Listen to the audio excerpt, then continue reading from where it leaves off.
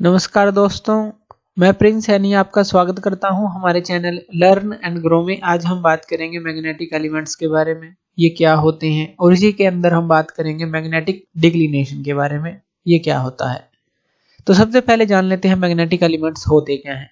Magnetic elements वो हैं, अगर हम अर्थ के बारे में बात कर रहे हैं, कि अगर किसी प्लेस पर कोई क्वांटिटी जो कि कंप्लीटली डिस्क्राइब करती है मैग्नीट्यूड के साथ साथ डायरेक्शन को भी, किस चीज की, मैग्नेटिक फील्ड की, उस प्लेस के ऊपर, तो वो जो होते हैं मैग्नेटिक एलिमेंट्स होते हैं।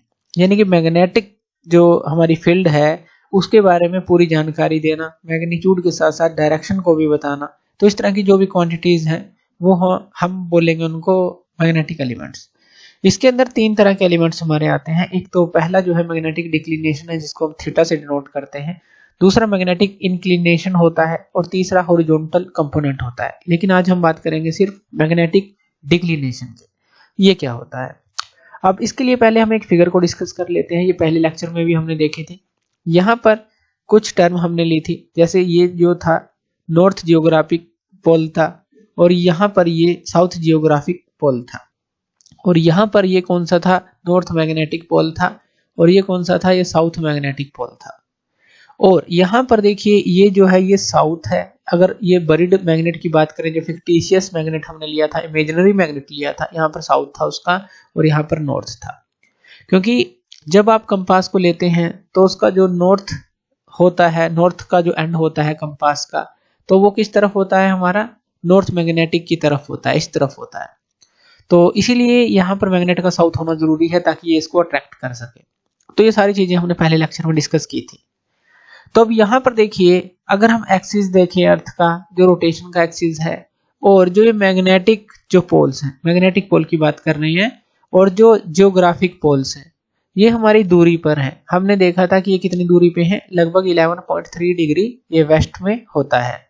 और हम ऐसा कह सकते हैं कि अगर हम कंपास का यूज करते हैं तो ये जो है हमें प्रॉपरली जो हमारा जियोग्राफिक नॉर्थ पोल है उस तक नहीं पहुंचाएगी, ये हमें मैग्नेटिक नॉर्थ तक पहुंचाएगी, क्योंकि इन दोनों के बीच में दूरी है।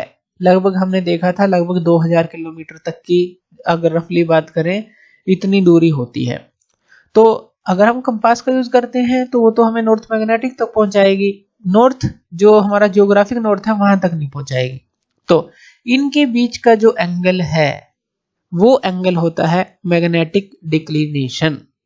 तो अगर हम यहाँ पर इस तरह से ले लें कि एग्जांपल ले लें, मान लीजिए एक हम बार मैग्नेट ले लेते हैं, फ्रीली सस्पेंडेड है। अगर आप इसको थोड़ा सा हिलाते भी हैं तो ये अपने आप को नॉर्थ साउथ डायरेक्शन में अलाइन कर लेगा, ये भी हमें पता है।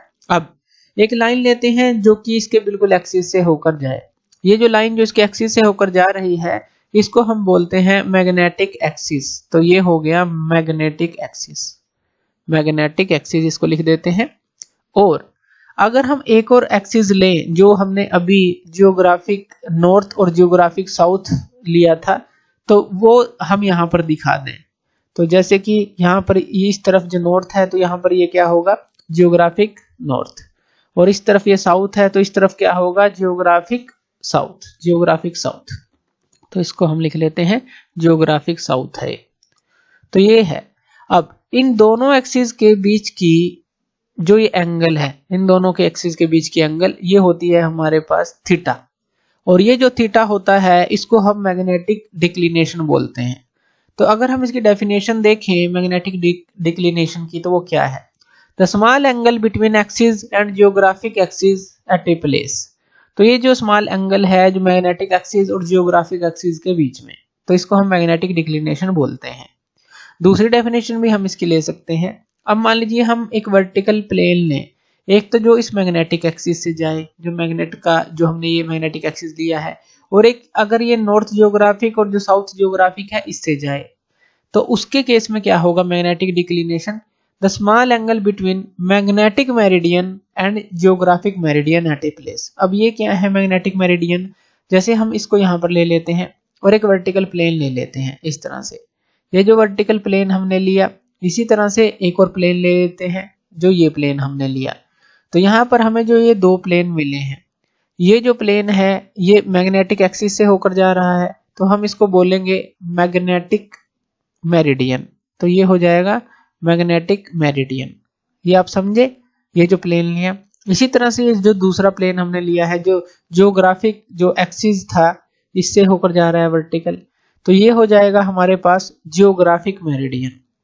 तो इसको हम लिख देंगे जियोग्राफिक, ये क्या है, मेरिडियन। तो इन दोनों के बीच का एंगल, इन दोनों के बीच का एंगल यानी कि ये जो एंगल है, ये जो एंगल है थीटा, ये कह लीजिए, या ये जो एंगल है थीटा, ये कह लीजिए। तो ये भी जो है हमारा मैग्नेटिक डिक्लिनेशन के अंदर ही आप इसको, यानी कि ये डेफिनेशन जो है इसकी ले सकते हैं। अब अगर यहाँ पर हम बात करें कि ये एंगल बनता क्यों है, ये एंगल इसलिए बनता है कि जो एक्सिस ऑफ रोटेशन है अर्थ का और ये जो मैग्नेटिक एक्सिस है, दोनों ही हमारे कोइंसाइड नहीं करते, ऐसा कह लीजिए, कुछ एंगल इनके बीच में बनता है। तो इसीलिए ये अराइज करता है, इसीलिए मैग्नेटिक डिक्लिनेशन हमारा बनता है। इसके अंदर हम एक और बात ध्यान रखनी है, एक और बात देख सकते हैं कि जो नॉर्थ मैग्नेटिक है और जो साउथ मैग्नेटिक है, जैसे यहाँ तो हमने बिल्कुल अपोजिट डायरेक्शन में दिखाया हुआ है, लेकिन ये डायरेक्टली अपोजिट पोजीशन पर नहीं होते।